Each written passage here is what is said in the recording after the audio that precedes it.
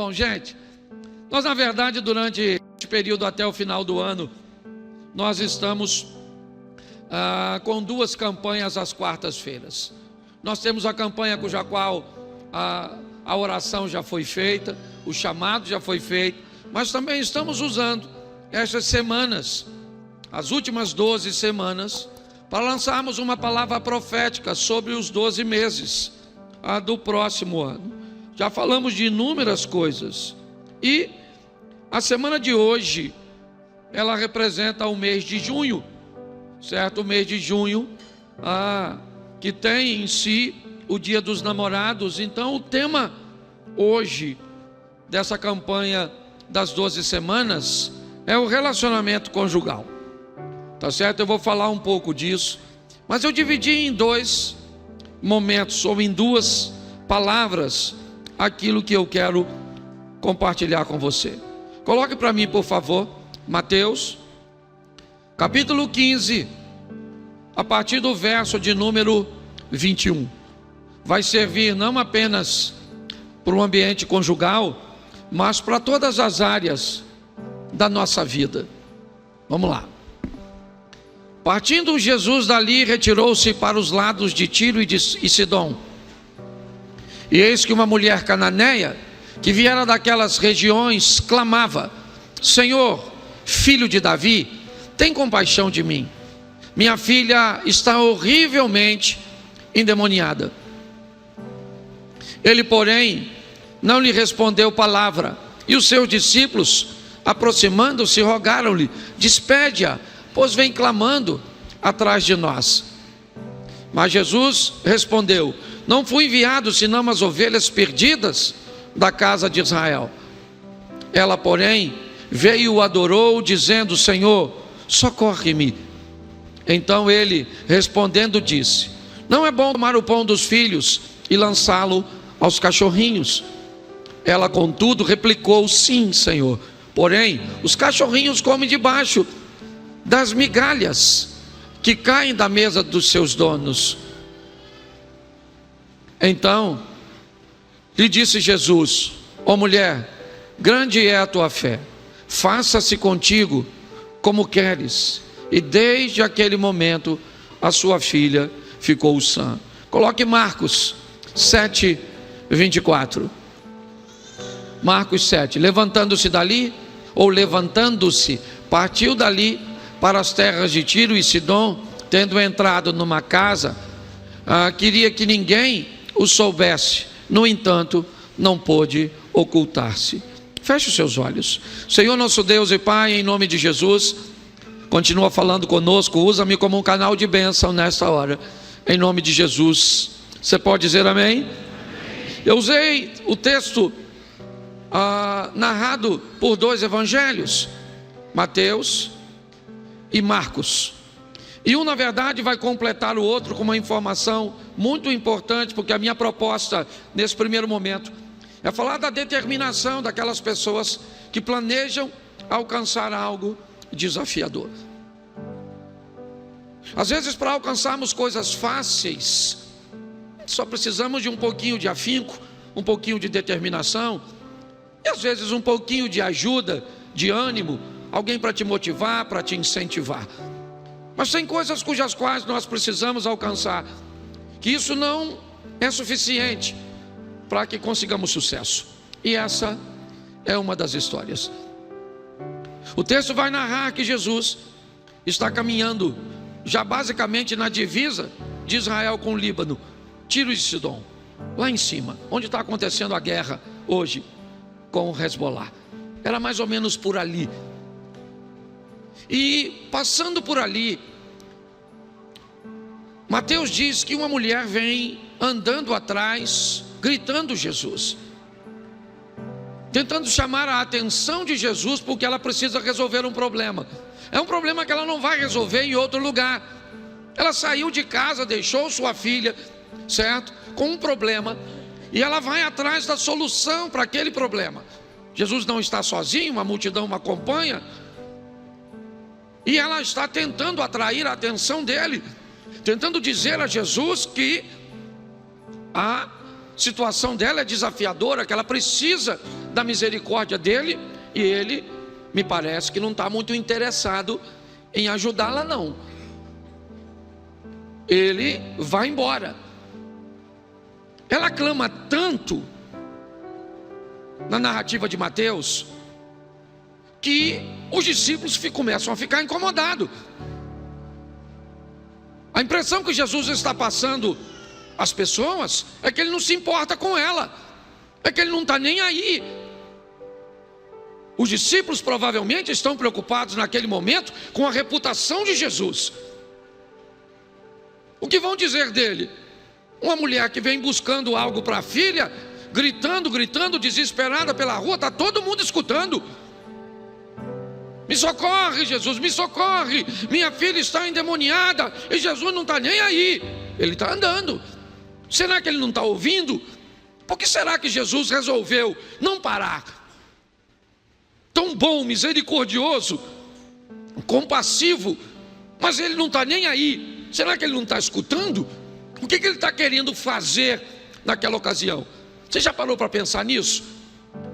Me parece que o que ele está tentando é usar a mulher para ensinar aos discípulos, que me parece que a lição tem a ver com eles.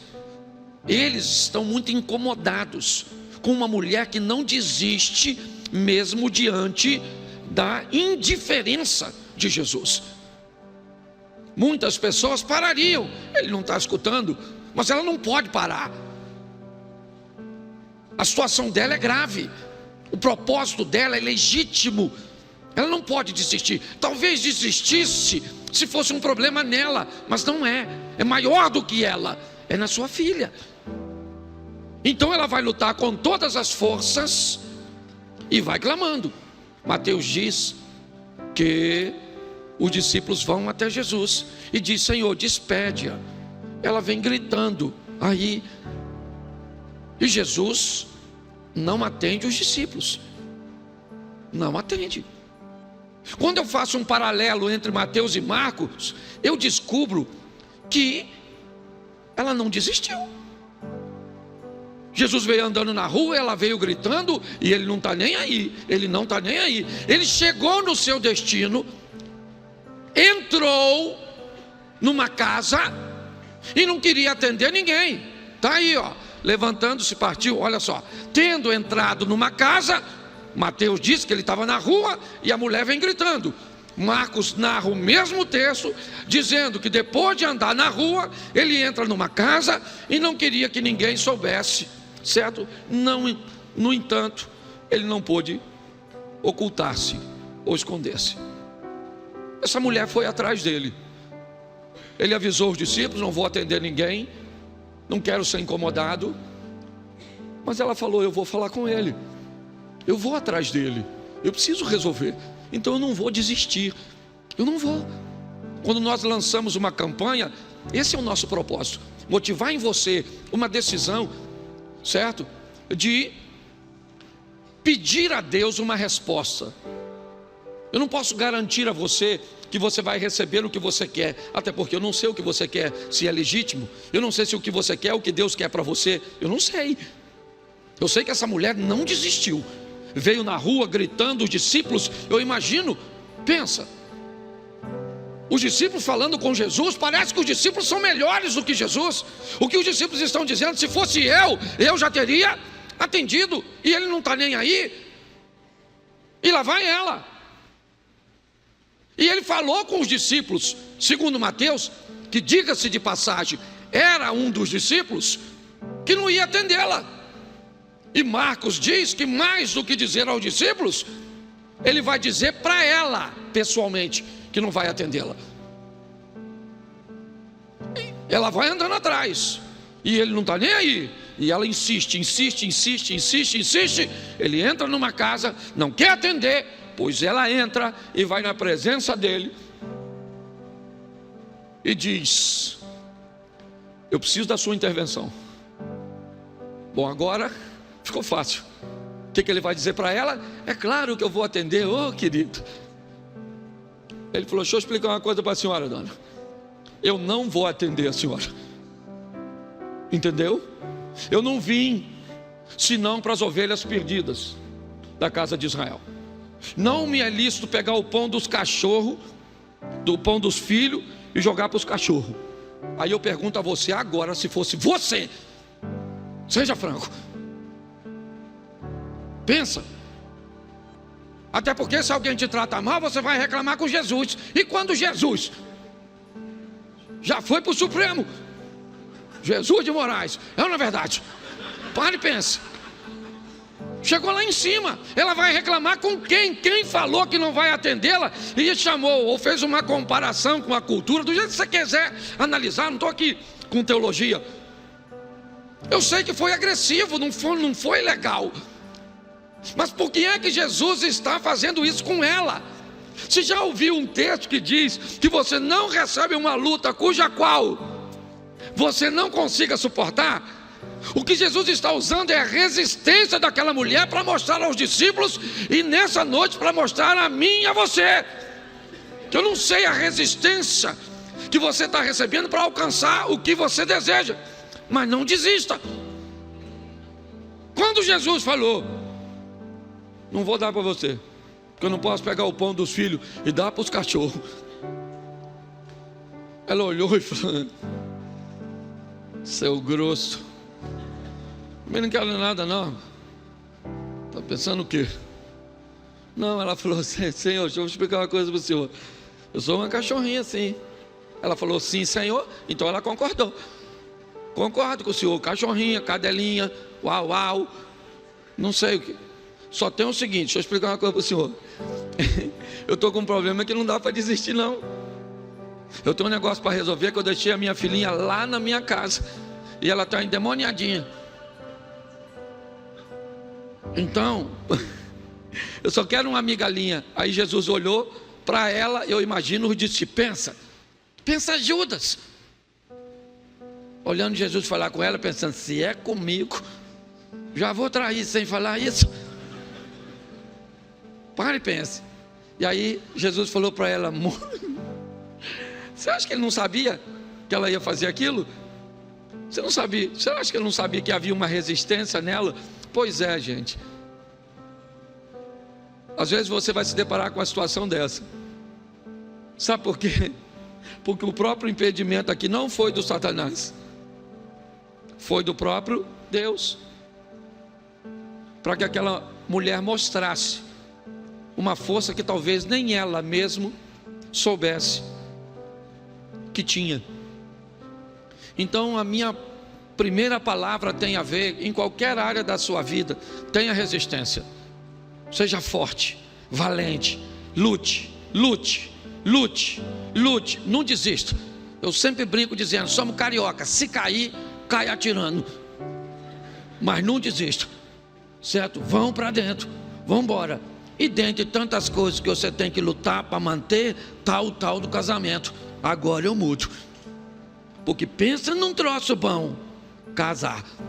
Se tiver uma opção de morrer queimado, eu indico. Brincadeiras à parte, até porque minha esposa está aqui, tá certo? Tem que prestar atenção no que eu falo. Então deixa eu falar uma coisa para você. Hoje eu quero falar com você rapidinho sobre um casamento em comum. Porque qual é o grande problema do casamento? Aliás, qual é o grande problema dos relacionamentos? Qual é o grande problema das coisas se tornarem comum? Todas as vezes que algo se torna comum, sabe o que acontece? Ele perde valor. Todas as vezes que algo se torna comum, sabe o que acontece? Se perde o interesse. Vou te dar um exemplo.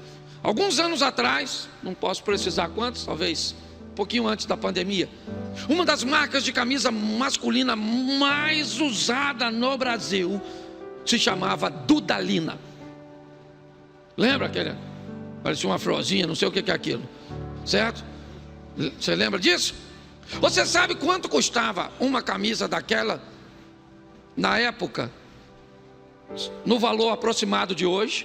Se ela fosse top de linha, entre 800 e R$1.000. Se ela fosse uma camisa comum, ela custaria uns 300 e pouco, 400, chegaria a 500. A não entende disso também. Então preste atenção. E todo lugar que você ia, Quase todo mundo usava aquele negócio. Sabe o que aconteceu? A pirataria descobriu que vendia bem. Então começaram a piratear. E todo lugar que você ia, tinha alguém com aquele negócio de Dudalina, Dudalina, Dudalina, Dudalina, Dudalina, Dudalina. Você vê que quase ninguém usa Dudalina hoje. Eu tenho uma camisa da Dudalina. Esse mesmo porque eu ganhei. Se depender de eu comprar, eu não ia comprar. Hoje ela tem valor? Sim ou não? Por quê? Porque ela se tornou comum. Se tornar comum, inevitavelmente, o interesse, o valor acaba, né? Porque o valor é estabelecido pela procura, pela demanda.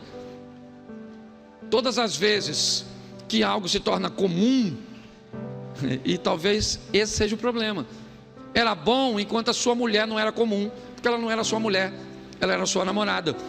Não era comum dormir com ela, não era comum conviver com ela, não era comum. E quando não era comum, ela era tão legal.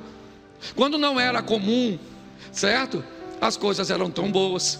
Mas quando as coisas entram numa rotina, nós corremos o risco de não tratarmos mais as coisas como incomum.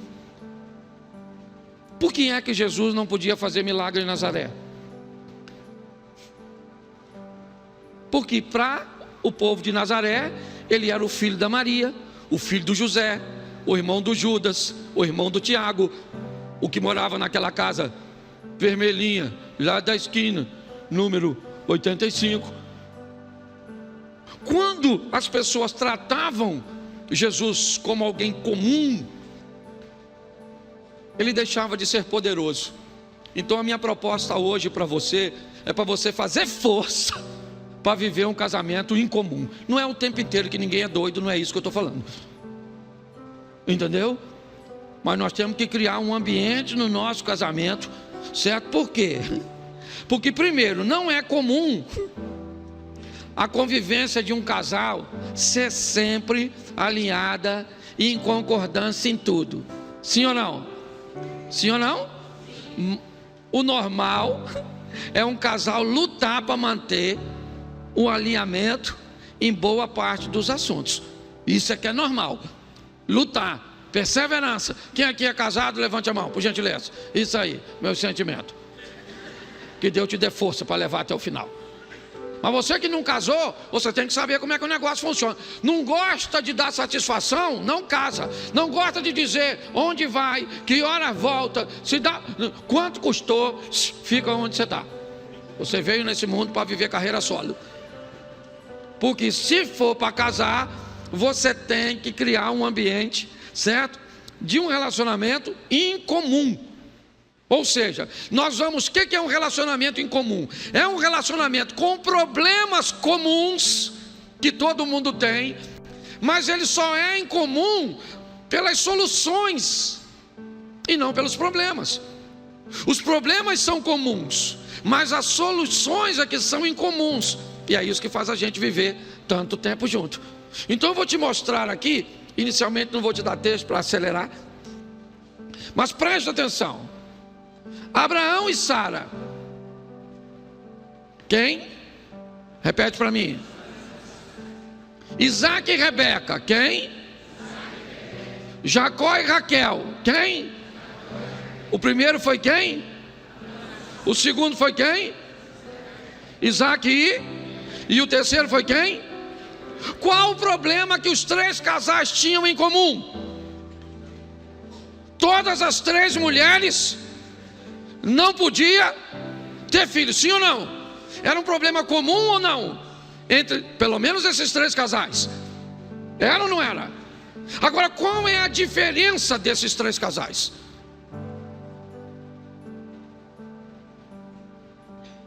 Olha só, homens com promessa, casado com mulheres com promessa, o mesmo tipo de problema: esterilidade de Sara ou de Sarai, esterilidade de Rebeca, esterilidade de Raquel. O que Sara ou Sarai faz com a esterilidade que tem? Manda o marido deitar com a escrava. Sim ou não? O que que Raquel faz com a esterilidade que tem? Pressiona Jacó: me dá filho, senão eu morro. Sim ou não? O que que Rebeca faz com a esterilidade dela? Depois vai ler. Você quer que eu falo, né? O que que ela fez? Sabe o que ela fez? Ela falou para o Isaquim: ai, meu filho, não sou tua mãe, tá? Que deu a outra lá. Nem você tua... Aí já estou falando no futuro, né? Nem você tua nora. O filho é de mim. Então bota a mão na minha cabeça e ora por mim e serol, que nós vamos ter filho. O problema era comum, não era igual para os três, sim ou não? Sim ou não? Mas um casal pegou algo que era comum e trouxe uma solução incomum. É isso que eu quero que você entenda. Os nossos problemas, gente, olha só, olha só. Eu vi um negócio que me chamou tanta atenção, eu achei tão legal. Um casal, foi um exemplo que eu vi. A mulher chegou em casa e falou para o marido assim, ó. O marido estava mexendo no celular e ela chegou. E aí ela falou assim: "Oh, não falei com você para fazer a comida e para deixar tudo arrumadinho?" Nesse tom. Aí ele pegou o celular, olhou para ela e falou assim: "A comida está pronta e está tudo arrumado." Ela falou: "Tá? Tá? Ah." Aí ele olhou para ela e falou assim: "Já sei, você queria brigar, né?" Ela falou: "É, que eu estou nervosa, eu estou chateada, eu queria discutir." Ele falou assim: "Então volta lá e entra de novo." Aí ela voltou lá e entrou. E ele mexendo no celular, ela falou: "Escuta aqui, eu não falei para você fazer comida e deixar tudo arrumadinho?" Ele falou: "Mas não deu tempo de fazer nada." Ela disse: "Se não deu tempo, você fica aqui em casa à toa. E sou eu que faço tudo, é tudo nas minhas costas." Ele disse: "Você reclama demais." Ela disse: "Eu reclamo porque tem que reclamar." Ele disse: "Eu não sei porque eu casei contigo." Ela falou: "O quê?" Ele falou: "Não, faz parte da encenação." Porque até para discutir, no final, sabe o que aconteceu? Ele perguntou a ela: "Está mais calma?" Ela falou: "Tô." E aí ela foi lá para dentro. Você está rindo, mas o assunto é sério. Deixa eu falar uma coisa para você: os problemas são comuns, mas as soluções é que tem que ser em comum. Você tem que criar um ambiente para o seu casamento não ser um casamento comum, porque senão, menino, vai dar ruim. "Pastor, o que eu tenho que fazer para tornar em comum?" "Eu estou lutando para fazer no meu, você quer que eu descubra o que vai fazer no seu?" Aí você já está querendo, eu ia cobrar dinheiro demais para fazer, certo? Então, os problemas eram os mesmos, sim ou não? Mas o Isaac e a Rebeca resolveram um problema que os outros resolviam, criando confusão. Não é um casal perfeito, porque quem conhece a Bíblia já começa logo a pensar: mas também ele teve um problema com o filho. Vai ler outra hora, e depois você vem aqui e prega sobre esse problema. Tá certo? Então, primeiro, um casal normal, certo? Porém, incomum. Era Isaac e a Rebequinha. Outra coisa que eu quero alertar os irmãos agora é um alerta sobre um problema que tem acontecido demais. O segundo ponto é uma conta difícil de fechar que os casamentos estão enfrentando. A mulher entra no casamento, abre mão de seus estudos, abre mão de sua carreira, abre mão de sua independência financeira enquanto é jovem. O problema é que o casamento é uma proposta vitalícia. Tem os filhos, não consegue concluir seus estudos, abre mão para seu companheiro ir à luta, se formar, construir uma carreira, construir uma história, enquanto ela fica cuidando dos filhos. Esses filhos casam, eles vão embora, a mulher fica sem realização pessoal e sem independência financeira. Fica uma refém do marido. Pare e pense como é que essa conta não vai fechar. Agora ela não pode mais estudar, ela não tem mais forças para entrar no mercado de trabalho, tá certo? E tudo que ela gostaria de ter é apenas isso tem acabado com o casamento de mais da conta, mais do que você imagina. Acabado com o casamento de pobre e acabado com o casamento de rico, certo? Esposa de homens milionários que se sentem incomodadas porque não tem nenhum tipo de realização pessoal.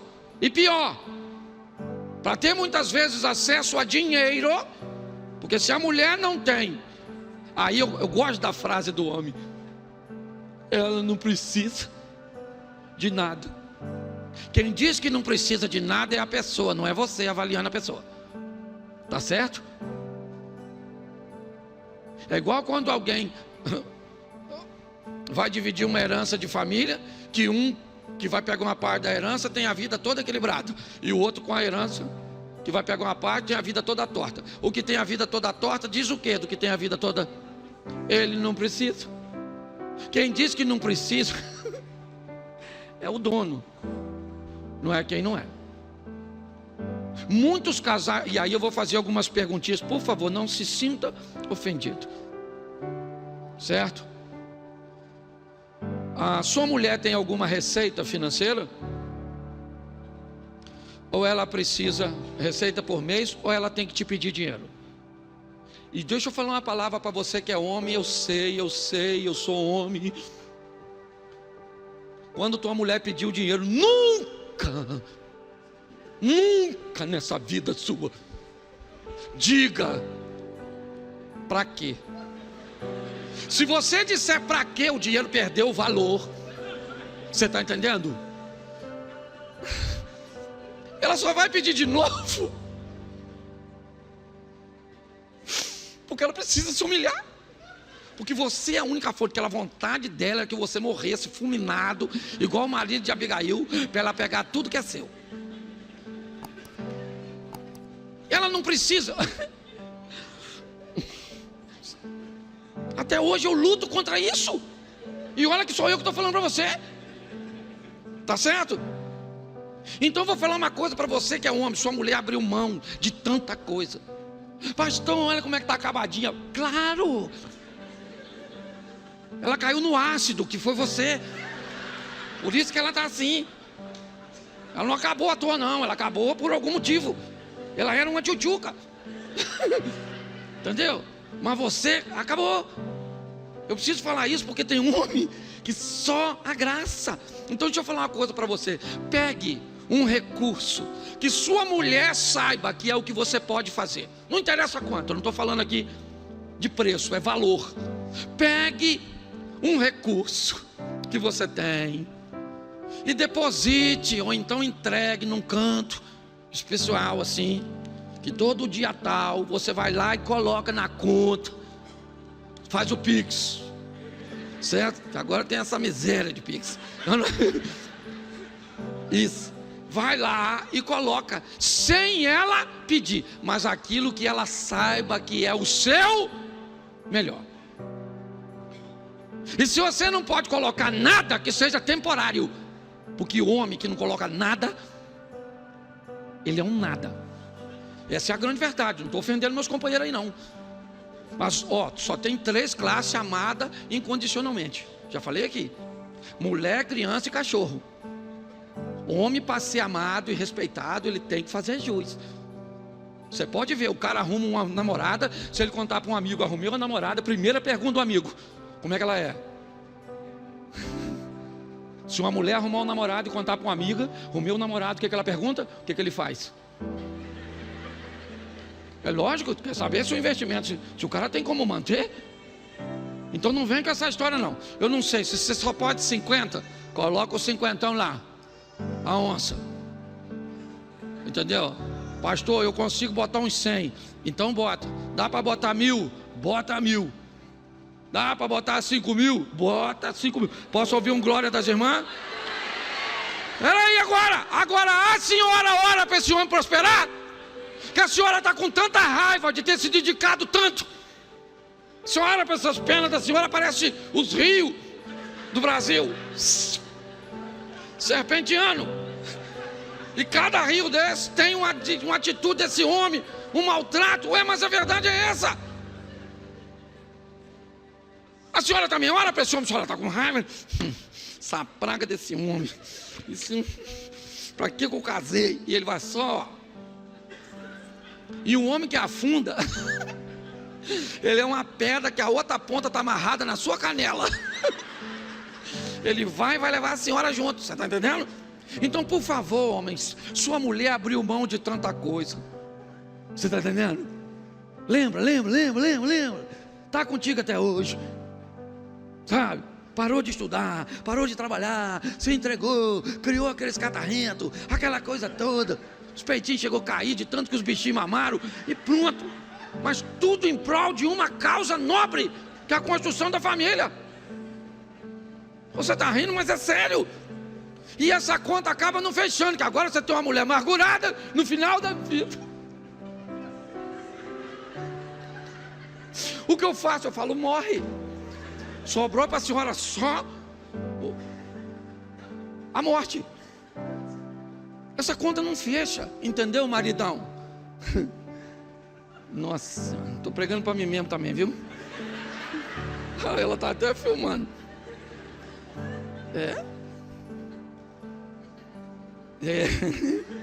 Ou o inimigo, irmão. Estou aqui, tá, independente de quem eu esteja favorecendo. Tem hora que eu falo, a mulher fala, isso aí, usa. E os irmãos dizem, é o inimigo. Tem hora que eu troco. Só vou trocando. Uma hora eu estou com o inimigo, estou fazendo freelance. Olha a verdade. É isso aqui. Dependendo de quem favorece, é assim que funciona. Bom, vamos lá. Eu quero agora falar o ponto 3. São só 4. Já estou acabando já. Primeiro aqui. Certo? Vamos lá. Um casamento em comum. Segundo, certo? Uma conta difícil de fechar. Terceiro, um alinhamento incomum. É isso que eu quero mostrar agora a você. E agora vem os textos bíblicos. Segundo o livro dos Reis, capítulo 4, verso de número 9. Ela disse ao seu marido: isso. Vejo que este que passa sempre por nós é um santo homem de isso. Vamos lá? Façamos-lhes, pois, em cima um pequeno quarto, obra de pedreiro, ponhamos nele uma cama, uma mesa, uma cadeira e um candeeiro. Quando ele vier à nossa casa, retirar-se-á para ali. Preste atenção, porque essa é a história em algumas traduções de uma mulher importante. Em outras traduções, de uma mulher rica. Já é uma coisa incomum. Para aquela época é uma coisa incomum. Certo? Aquela mulher é uma mulher rica. E quando você vai ver quem é o marido dela é um cara rico. Ele é rico e ela é rica. Eu gosto por causa do alinhamento que eles têm e a autoridade que ela tem para uma época cuja qual a mulher não poderia tomar a decisão de dizer para o marido que ela viu num homem um homem de Deus e que gostaria de receber este homem de Deus na sua casa. E que gostaria de fazer um ambiente para este homem de Deus frequentar a sua. Olha o nível de autonomia que essa mulher tem. Ok? Numa época que as mulheres não trabalhavam, não havia esse empreendedorismo feminino. O que eu vejo é um alinhamento. Uma mulher rica, importante, que tem, certo? Condições de tomar suas próprias decisões. Eu acho isso extraordinário. Bota aí, capítulo 4 ainda, verso 18. Vamos ver com quem ela é casada. Tendo crescido o menino, saiu certo dia com seu pai, que estava com os segadores. O homem está supervisionando sua propriedade com aqueles que vão participar da colheita. Um homem rico e importante, casado com uma mulher rica e importante, casado com uma mulher que consegue tomar decisões numa época cuja qual as mulheres não tomavam esse tipo de decisões. O que tem este casal de comum para essa época? Nada. Eles são um casal à frente do seu tempo, um casal capaz, certo, de tomar decisões em conjunto. Não estou dizendo que é fácil, eu estou mostrando que é possível. Não é comum na maioria das vezes, mas eu não estou pedindo para que você tenha um casamento comum. Eu estou dizendo que você tem que ter um problema comum com uma solução em comum. É isso que eu quero transmitir a você, tá certo? Então preste atenção no verso 22. Olha só: chamou a seu marido e lhe disse: manda-me um dos moços e uma das jumentas, para que eu corra ao homem de Deus e volte. Preste atenção nisso aqui, que é sensacional. Ela era a patroa, sim ou não? Sim ou não? Ela mandou um empregado, sim ou não? Sim ou não? Está escrito. Ela mandou um empregado, sim ou não? Ela pediu ao marido para mandar um empregado. Preste atenção. Isso aqui é um reconhecimento de uma autoridade que me parece que ela sabia que tinha decisões cujas quais ela podia tomar, mas tinha decisões que ela sabia que havia sobre ela um limite. Se seu marido te limita em tudo, você tem um problema. Se o seu marido não te limita em nada, você também tem um problema. Um relacionamento incomum é um relacionamento de revezamento, onde horas você entende que sua mulher precisa ter autonomia para se sentir pertencente, para dizer não quero, para dizer não vou, para dizer não posso, para conseguir estabelecer um posicionamento dela. Isso é importantíssimo. Eu gosto desse texto, eu não sei como é que você vai aplicar, eu não sei se você faz críticas, observações, eu não sei. Meu propósito é compartilhar o que Deus colocou no meu coração. Eu não estou preocupado se você vai concordar, se você gosta ou não. Não é isso. Estou aqui para falar o que te agrada. Mas nós estamos falindo por causa de relacionamentos comuns. Sua vida sexual está ruim porque está comum. Sabe por que você não tem mais autoridade sobre seus filhos? Porque para eles você não é mais o pai, você é uma pessoa comum. Você está mais preocupado se ele vai te eleger no final do ano como pai do ano, como mãe do ano. Então você não toma decisões com medo do seu filho não votar em você. Você, para ser pai, você não precisa de um voto. Você já é pai e pronto. As pessoas estão bem atrapalhadas com essa situação. O que eu vejo é uma mulher que sabe. Pô, vamos construir aqui, vamos construir aqui. Aqui eu posso mandar um cara parar o trabalho para ir fazer, era o período da colheita. Para tirar esse cara para ir fazer o mandado, esse cara tinha que deixar o posto de serviço para atender. Lembra quando o texto diz que ele estava com os caras trabalhando? Então ela não enfia o dedo.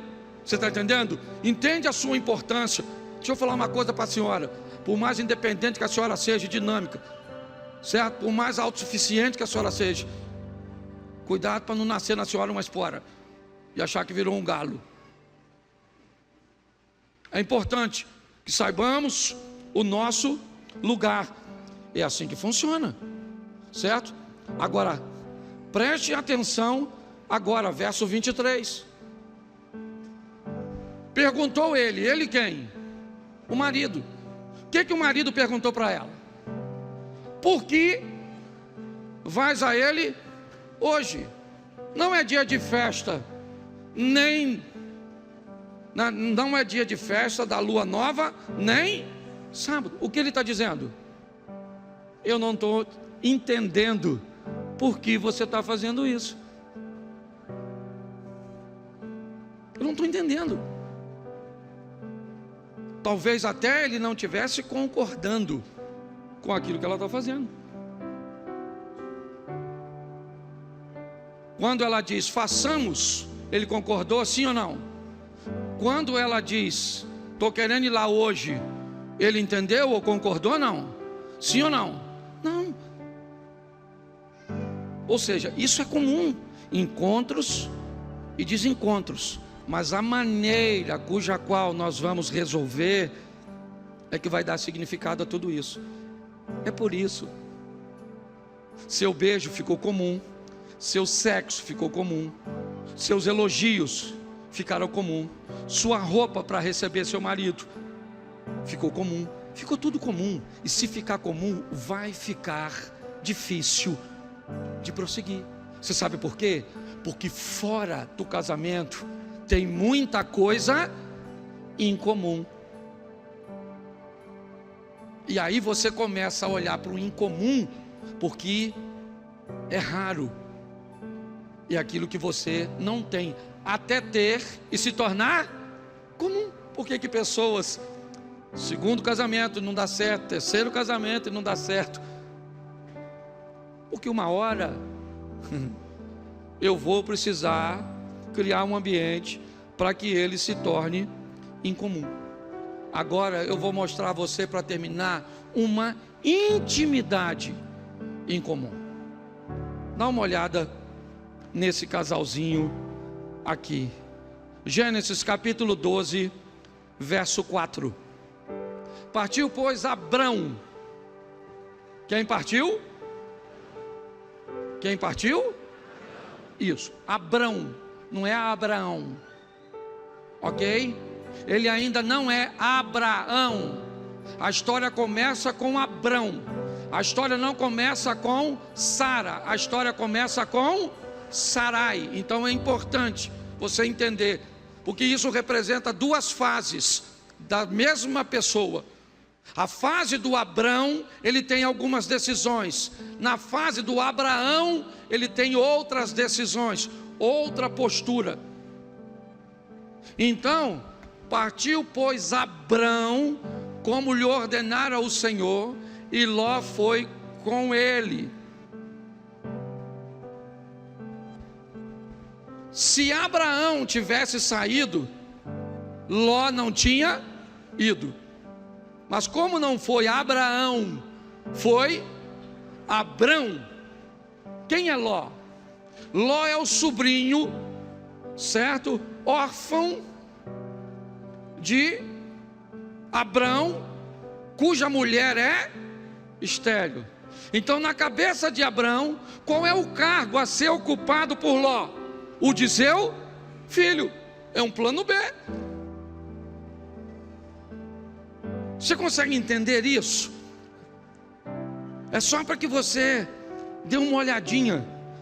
E ele não era garoto não, hein? Bota aí. Bota o versículo seguinte, por favor. Tá lá, não, tá aqui, ó. Tinha Abraão o quê? 75 anos quando saiu de... Isso aí. Bom, para onde ele vai? Ele vai para a terra prometida. Sim ou não? Mas quando tem fome, ele viaja para onde? Ele viaja para o Egito. Capítulo 12, verso 12. Para mim, um dos textos mais fantásticos. Os egípcios, quando te virem, vão dizer: é a mulher dele, e me matarão, deixando-te com vida.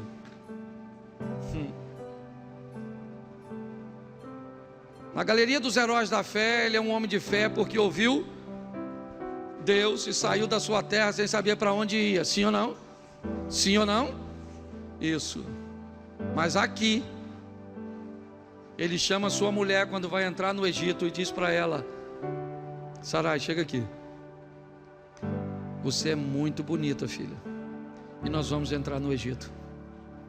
E posso falar uma verdade para você, Sarai? A hora que esses caras me verem e descobrir que você é minha esposa, eles vão me matar. Sabe o que Sarai está ouvindo do Abraão? Eu estou com medo.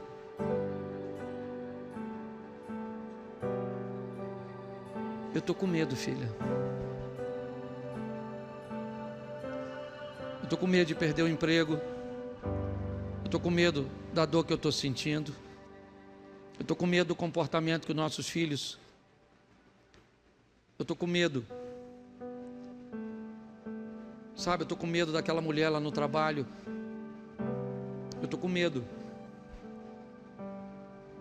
Pô, cara, quando Abraão escuta ou diz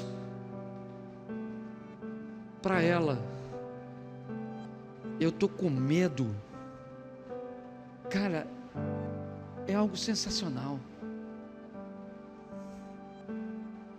Mas no capítulo 16, no verso 5, dá uma olhada aí, por favor. 16:5, e disse Sarai a Abraão: seja sobre ti a afronta que se me faz a mim.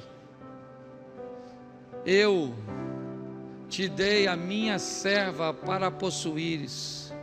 Ela, porém, vendo que concebeu, desprezou-me.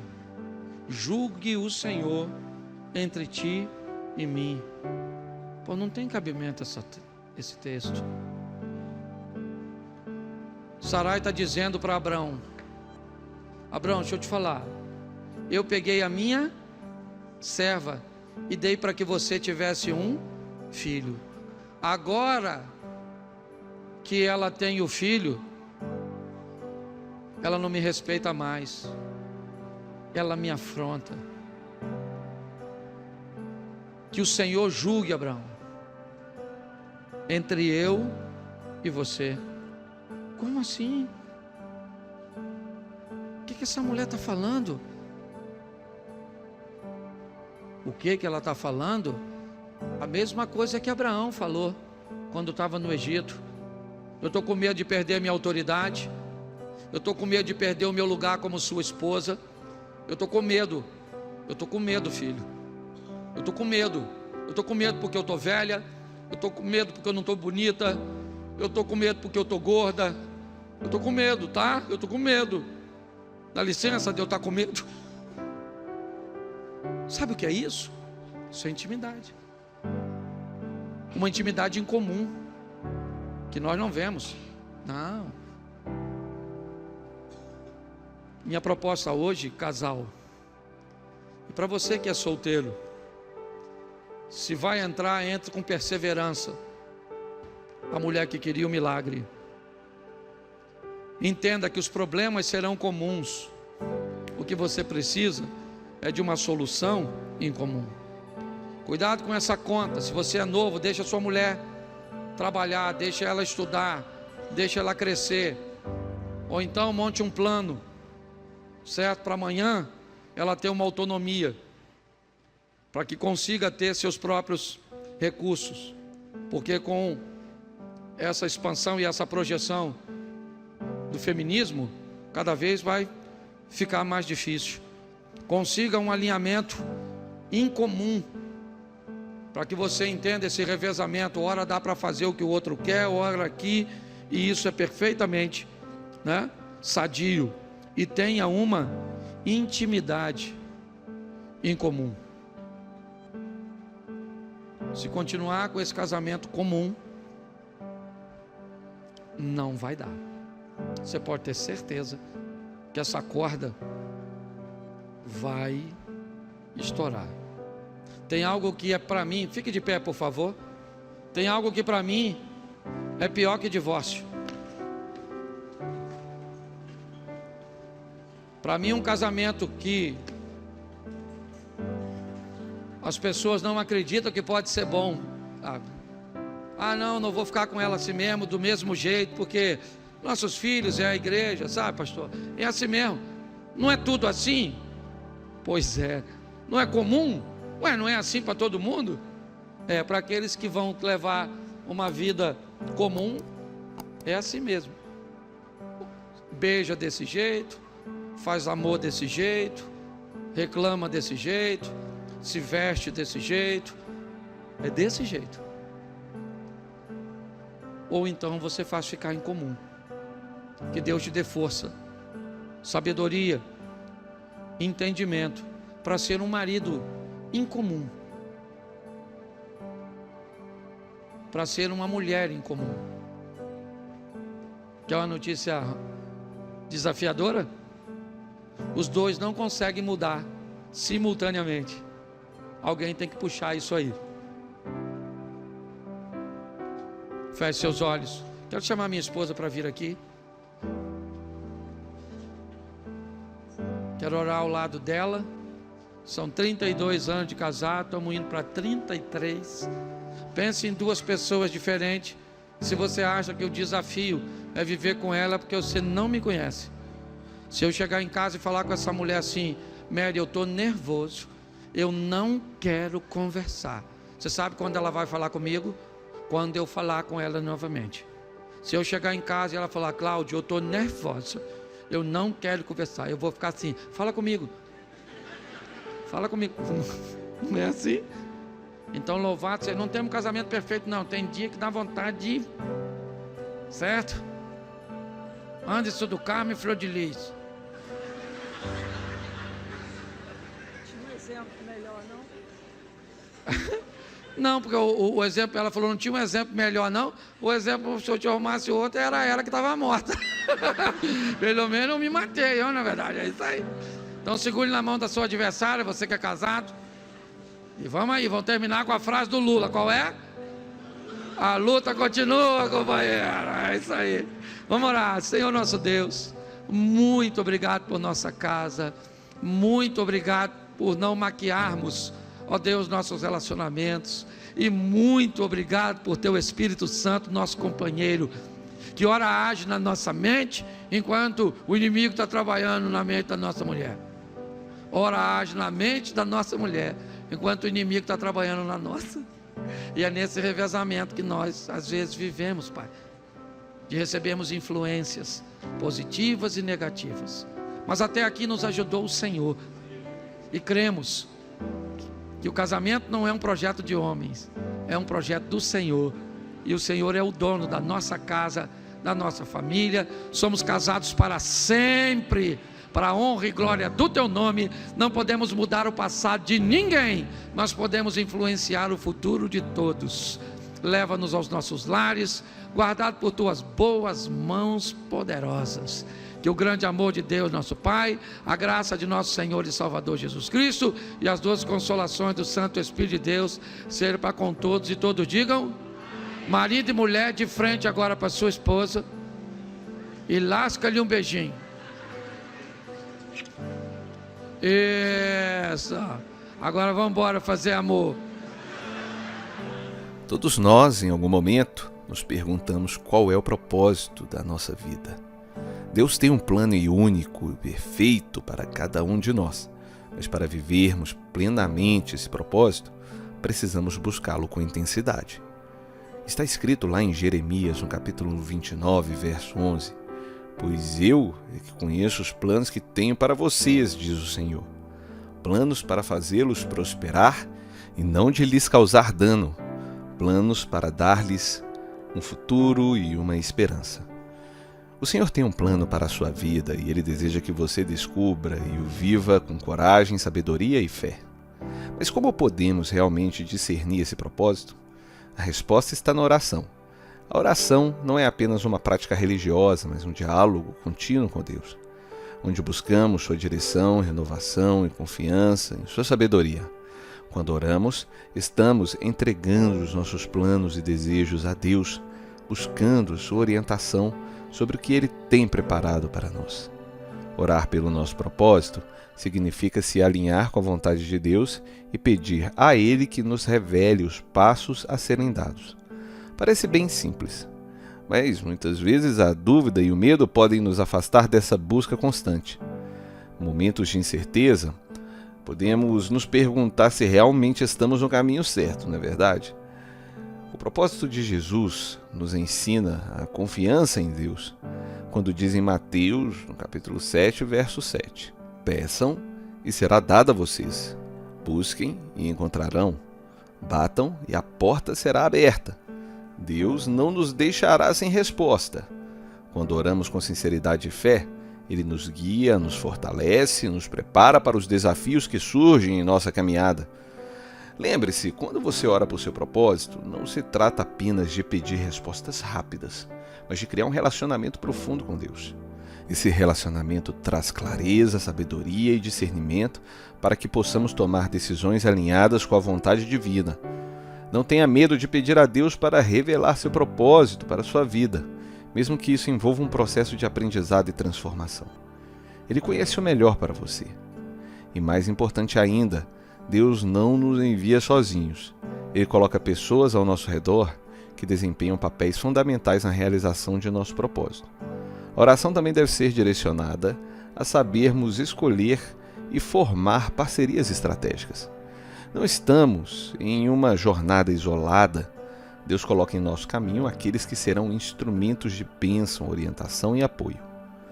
Orar por essas parcerias também é essencial para que o cumprimento do propósito que Ele tem para nós aconteça. Quando oramos por nosso propósito, estamos afirmando nossa dependência de Deus e nossa confiança de que Ele nos capacita para cumprir o plano que Ele mesmo preparou para nós. Esse é o momento de refletir, orar, buscar com todo o coração a direção de Deus para a sua vida. Ore pelo seu propósito com muita fé. Eu te convido a refletir. Você tem orado de fato pelo seu propósito e tem confiado que Deus tem um plano perfeito para a sua vida? Se ainda não começou, é hora de dar um pontapé inicial. Ele está pronto para te guiar em cada passo. Mas precisa de atitude, precisa da sua iniciativa. Amém? E aí, você gostou desse vídeo? Diz aí nos comentários o que você achou. E se você gostou, eu te peço para se inscrever no canal, caso ainda não tenha se inscrito. Também peço que você deixe aí o seu like, o seu comentário e que Deus te abençoe muito, né? Essa é a minha torcida para você. A gente se vê em breve. Até mais.